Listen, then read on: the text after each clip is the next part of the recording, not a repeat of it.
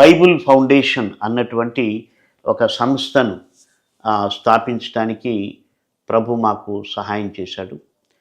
ఈ సంస్థ యొక్క ఉద్దేశం ఏంటంటే దేవుని యొక్క వాక్యం కంఠాపాఠం చేసి హృదయంలో పెట్టుకుంటే దేవుని ఆత్మీయతలో ఎదగచ్చు. మీరు ఏ సంఘానికి చెందినా, ఏ డినామినేషన్కి చెందినా అందరికీ కూడా వాక్యము ఉపయోగపడుతుంది. కాబట్టి మరి యొక్క దేవుని వాక్యం కంఠాపాఠం చేయడానికి మేము ఒక 70 వాక్యాలు సెలెక్ట్ చేసాం.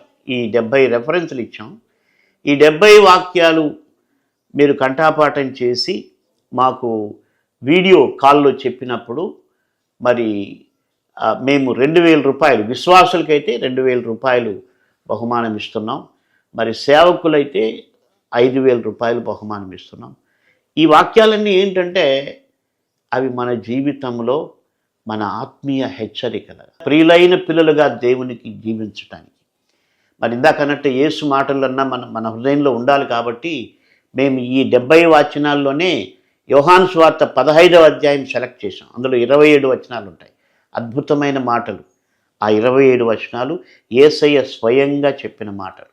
కాబట్టి ఆ మాటలు మన హృదయంలో ఉంటే అవి మనకు ఆశీర్వాదకరం.